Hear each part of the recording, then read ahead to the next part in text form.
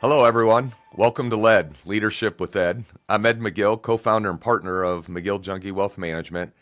And I've really been on this 40 plus year journey of leadership, studying great leaders, seeing great leaders, and just trying to understand what makes people tick. And on today's show, we're going to be talking to Lauren McCormick, who's one of the fastest growing leaders in the country. She's been on this meteoric rise. Sorry, that's a tough word early in the day. Meteoric rise on this leadership journey she's been on. And we're going to have a lot of fun talking to her and what's kind of caused some of that the past 3 years.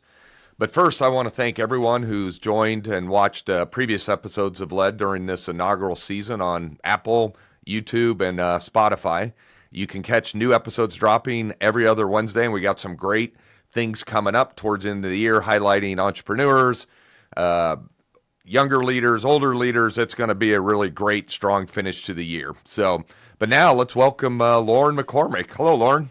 Hi, thanks for having me. Oh, always enjoy talking to you. And, so people can get a little bit knowledge about you. I mean, I know that you're a Boilermaker, a Purdue grad, you had law school and et cetera. Just tell us a little bit about how you ended up where you are today, just your background and how you ended up in Minneapolis and the schooling.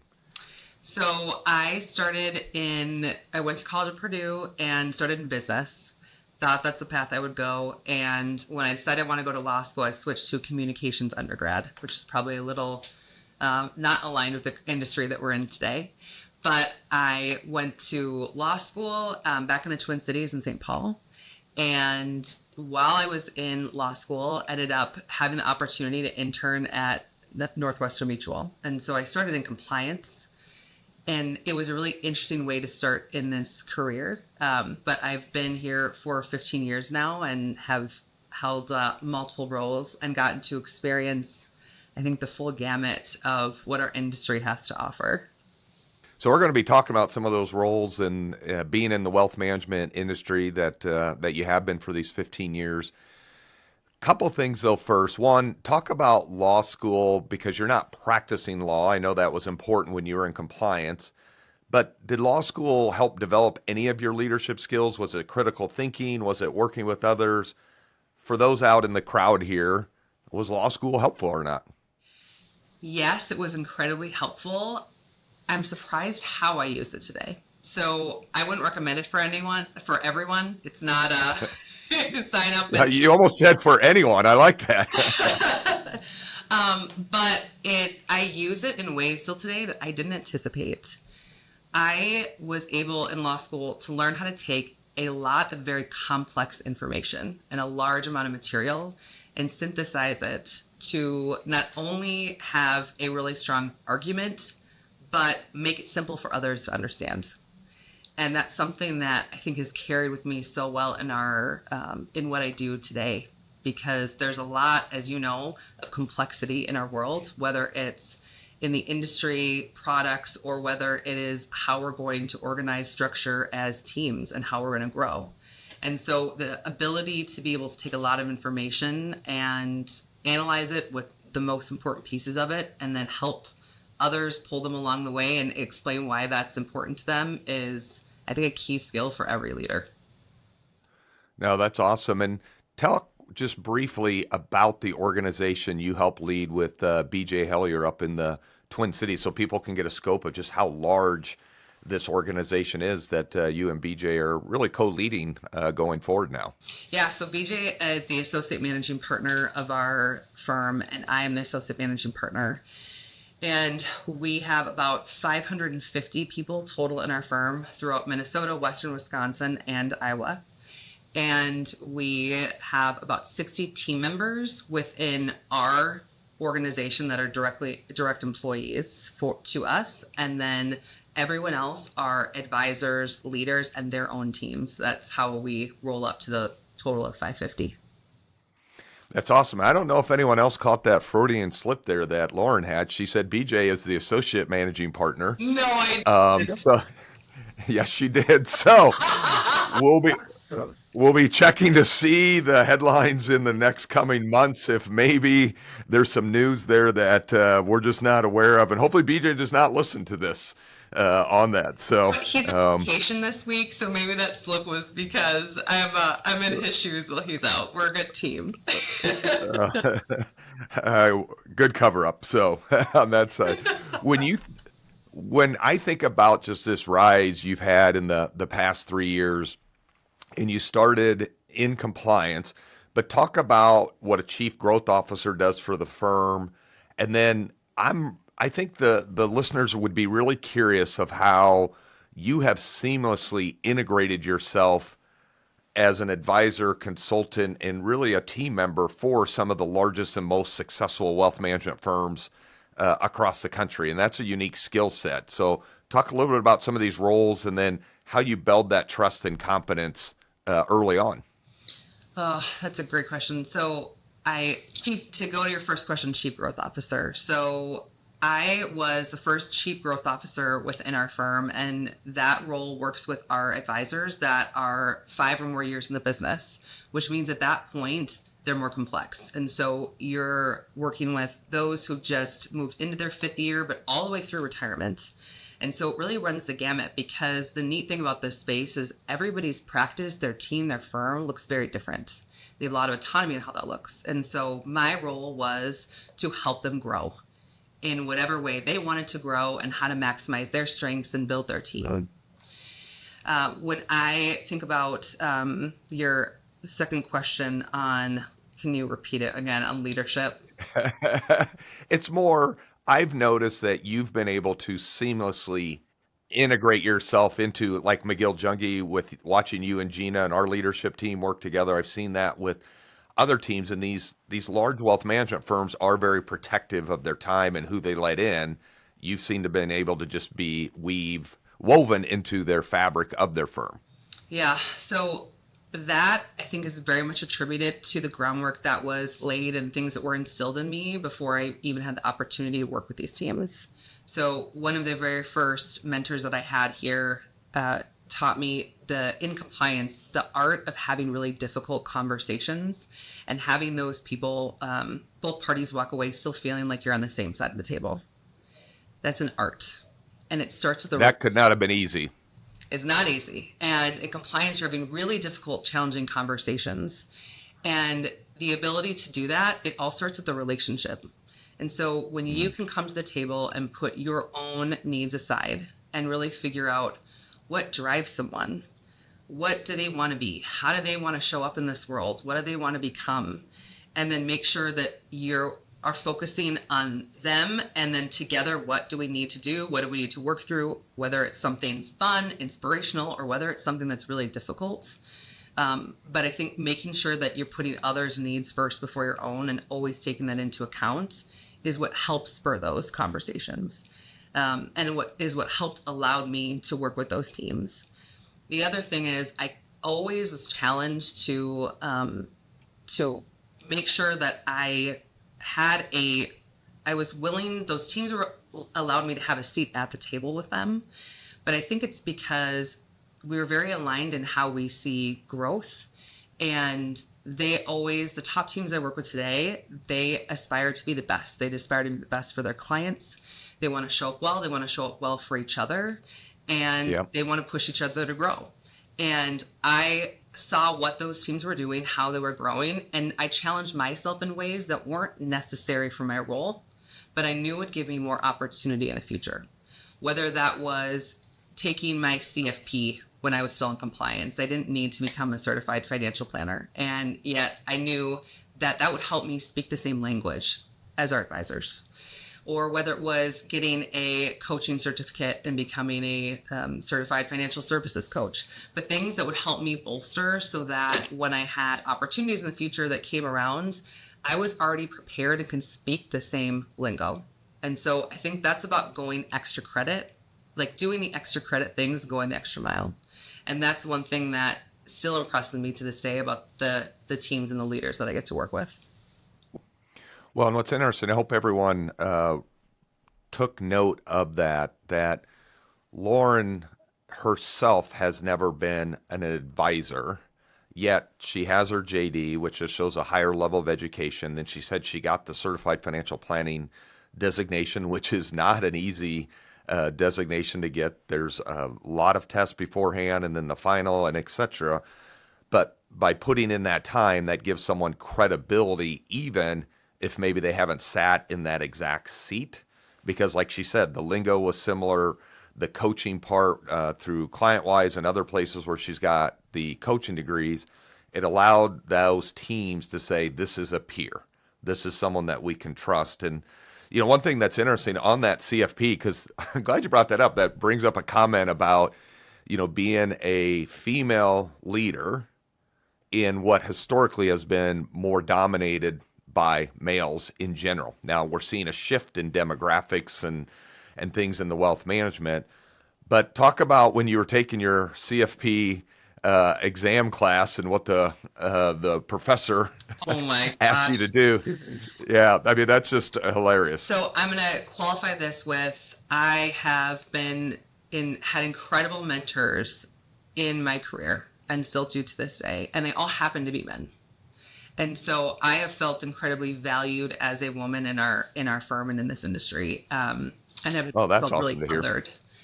Except when we had a professor who came in to teach one of our CFP lessons, and I was the only woman in the room.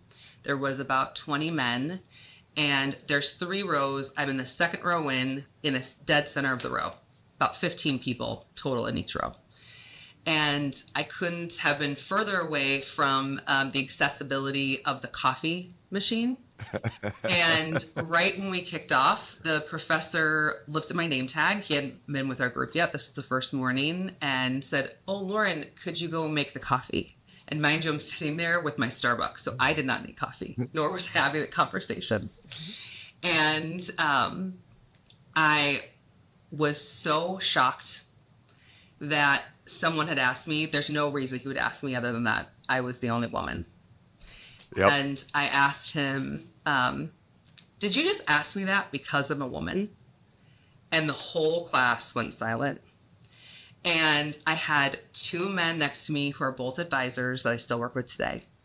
And one of them said, "Oh, you did not just ask her that." And the other one started laughing. And I held up my Starbucks cup and said, "Because I don't know how to make coffee, but I can give you directions to the nearest Starbucks." And then I cheersed him. Aw. And that was one of those moments that I said exactly what I wanted to say when it came to my head right away. And I was proud of myself for standing up for myself. But the reason I had the confidence to do it is because of the men that were on each side of me. So I get emotionally talking. We still talk about it to this day. I told them after that talk, they said, after that situation, and they said, "That was terrible. I can't believe that happened." I said, "I did it because I knew that I had the backing of the 2 of you, that you wouldn't accept that for me. And I wasn't going to accept it for myself. If I didn't say anything, they were going to say something about it." And so I think that's the power about just how you can pour into others and the strength of the relationships. So it doesn't matter if you're man, woman, it matters like you have each other's back. And I knew that they did. That was really powerful there. The comment of pouring into others and having each other's, back, where she felt the confidence to say that and know that the team was there. So as you're listening to this, I'd think through, have there been situations you've been through for those out there listening that you did not stand up for that person or have their back and wish you could do it differently, or have you been that real advocate, for that person? What's interesting when I think of advocacy as well too, I see Lauren being an advocate for others within her office and then across the country, and that's part of what's been fun, for me to be Lauren's advocate as she's continued to grow and progress in this journey of hers in leadership. But talk maybe about some of the early mentors or leaders or advocates for you as you were growing in this career, Lauren. I would say to your first question on has there been a time where I haven't called something out in the past? I believe so much. One of my personal values is just authenticity. Okay, good. And I have always valued when I have been given feedback and others have been authentic to me. And if they felt something or seen something, they've shared it. And so I really try to do that for others because I think it's a gift when it's delivered really well. And so if there are times where I maybe haven't said something in the moment that I wanted to say and it sat with me afterward, I always follow up. I think follow your gut. If something sits with you, there's a reason why it sits with you. Whether that's something that someone did that's really positive or something that you think they could have showed up better. And I think the best teams and leaders regularly do that. I think you and I do that when we work together. And that enables us, that feedback lets us show up better and get better.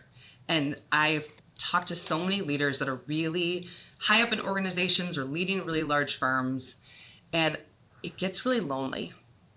And I think part of it is that there's very few people around you that will tell you the truth. And so that's one of the most powerful things that we can do is in an appropriate way, in the right audience, doesn't mean call it out at the boardroom meeting, but to give real honest feedback that you believe someone needs to make them better, that's a gift to another person. Okay, let's stay on that one because recently someone may have been authentic and given you feedback on your talk in front of about 500 or 600 people. How did you feel about that feedback coming from someone that's known to be very authentic and honest and raw? And maybe tell what happened. So I was given the opportunity to speak with some of the top firms and their teams at our company. And I was very excited to do this talk, prepped a lot for it. And then we had some technical difficulties, which caused a delay. And then I was told I needed to significantly shorten my talk. And so there were pieces of my talk that were very much built upon, it was hard to go to the next slide without building upon the one before it. And so I looked down at my notes more than I normally would to make sure that I wasn't missing things, but I could skip around the right things and not lose the message. And I got incredibly positive feedback from everyone except you. But that's one of the things that I love about you. Not that there wasn't things positive, but you said you read a lot more than I thought you would read at the beginning. And I said, yes, because I was told I needed to skip things. I wanted to make sure I didn't miss something.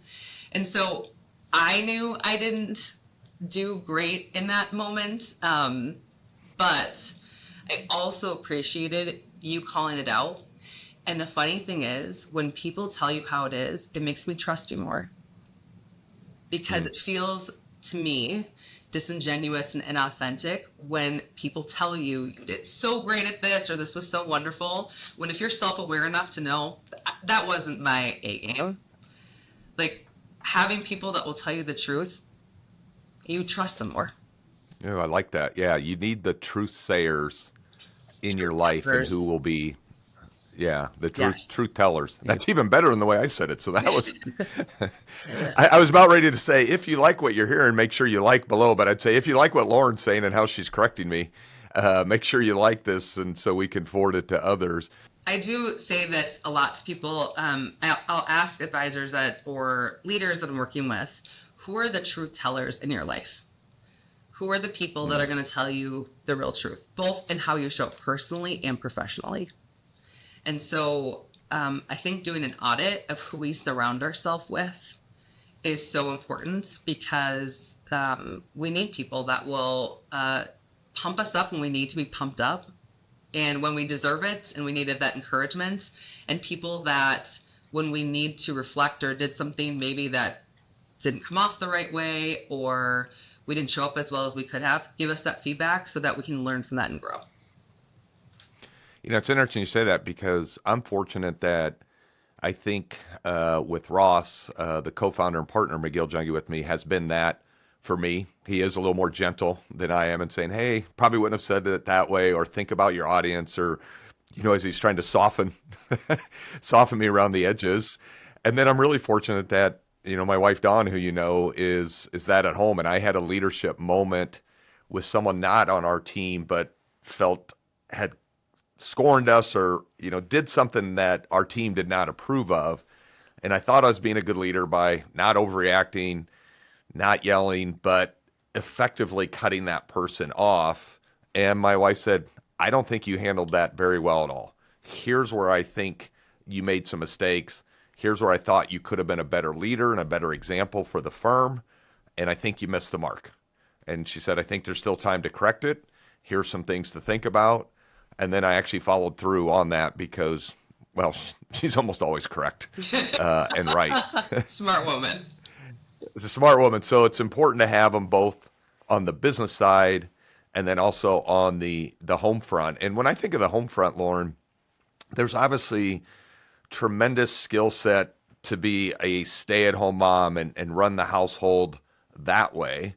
You and others have been intriguing, to me where you're maybe talk a little bit about, your home life and all the activities and trying to run that with your husband, Trevor, trying to do all these different things and how you navigate that as a leader, both at home and in the office. Yeah. So my husband, Trevor, we've been married for 10 and a half years, and we have 3 kids, 9, 7.5, and 5. And I grew up with both 2 working parents. My mom was also an attorney. And my parents both had very demanding jobs. And I watched my mother, I love both my parents dearly, but I watched my mother take on a disproportionate amount of the childcare. And a disproportionate amount of, if we needed to get picked up from school for a doctor appointment, we needed to go to sports. My mom picked us up early, and she's the one that made dinner, and she's the one that gave us baths at night and tucked us into bed. And it's funny, my dad doesn't remember that way, but that's that's how it was. And so before I even got married, when I was dating my husband now, Trevor, I talked about that, and I said, I want a partnership. And partnership doesn't mean equal. Partnership means it's equitable. So we are really good partners, and he has been an incredible partner to me, even just in the last month of how I've had a lot of demands on my plate lately. And he has been great about not keeping score, but showing up in ways when I need it, where maybe he's doing 80% of the work at home and I'm only doing 20. And there are times where he has a very demanding job. He's in public accounting. And when he's in his busy season, that's reversed. And so I think that is true with marriage. That's true with friendships. That's true in business. I think the best relationships and partnerships are when we don't keep score and we show up for each other when we need it, especially when we don't have to ask. It's like that anticipatory, I know you need this now, and so don't worry about it. I'm very lucky. Oh, and that's awesome. And I think the challenges, regardless of the situation, are there, but recognizing that from each spouse, or if you're a single parent or et cetera, and having some grace is helpful. And when I think of, the communication and when you said about, this partnership and equal, Lauren and then Russ Schwartzback, another great leader, and I are fortunate to be what we call the tri-chair of a very large committee that's driving a lot of change in the wealth management business. Maybe talk about Russ's leadership style compared to yours, compared to mine, and just how a group can come together with complementary skill sets and identify that and move something forward a lot faster. I've always found our group intriguing by what we've been able to build and do together. Ironically, I think you're the better person to talk about this, because I think you had such incredible foresight in putting us together. And that's one thing, when you asked about like leaders I've worked with or that have impacted me, you and Russ are obviously 2 of the top. And I think one of your gifts and strengths is you see people for who they are and their strengths, not their roles or titles. And you saw Russ, and he filled gaps that, whether it was his experience in formal leadership development and formal leadership contracts within, his own office, within being a top managing director, leading our MDA association. And he is diplomatic in a way that you and I are maybe more direct at times. but he brought a different lens and viewpoints to the table that made our conversation richer and wholer. And I think the same was for me, where I added different perspective to the three of us that would have probably been missing if it wasn't there. And so I think the beauty about leadership and the best leaders I've worked with, you, BJ, is you're not competitive with other leaders. Sometimes we're a little competitive where our ego takes over. And the best leaders I've worked with want the best people on their team, and they want to share the space because they know that when you have the best people that are offering different and varying perspectives, the outcome is going to be better. And it's more about the result versus their accomplishment. That was hopefully, as we close up here, and I just think about some of the notes I wrote down, what a great ending where, a great leader is not competitive with other leaders. I think that goes back to being confidently humble. BJ, Hellier, and others that you're around obviously are confident in their abilities, but also humble enough to know they don't know everything. People can bring other skill sets there. So I love that. I love the power to pour into others, the partnership, which doesn't have to be equal and no one's keeping score. That's really been a great thing I've noticed from you and BJ. For Ross and I, it'll be 12 years together in October coming up. We've actually never really had a serious disagreement. And then part of it is we don't keep score. There are time frames where, he's pouring in more, and then other times when I am.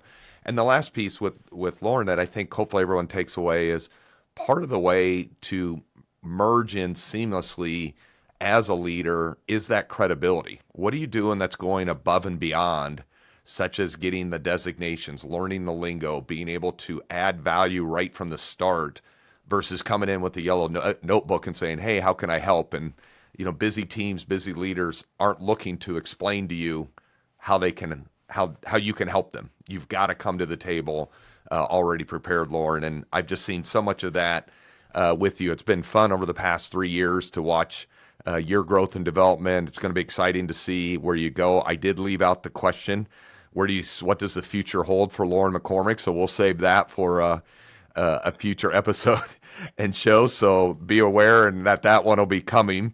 But anything else that you want to add before I close us down, Lauren? Yeah, I would say the one, when we think about, I look back on the leaders that I've spent the most time with, one of my beliefs that I really borrowed from BJ Hellier, our managing partner, is that you become the people that you surround yourself with. And I look back in my career and I think that we are a mosaic of the people that we have spent the most time with over the years. We get molded and forged by the people that have had a lot of impact on us, both positively and negatively. And I have been so fortunate to grow in my career in a very positive environment with leaders who always saw more in me than I saw in myself at the time, and saw my strengths and always made sure to highlight them and help shine the spotlight on me in ways that I wouldn't have seen. And so I would make sure that when you're looking at who you're surrounding yourself with, who you're spending the most time with, are those people that are making you better, that are helping you be more positive, that are helping you think bigger, that are challenging you, that are truth tellers to you, because you will be better for it when you're maximizing your time with those people. That was incredible. Nothing I can add to that ending. So for once, I'm going to be quiet here, Lauren. That was awesome. Appreciate you being on here. That's all for now. We appreciate everyone that has joined us today. That's it for another episode of Leadership with Ed, also known as LED. Have a great day, everyone.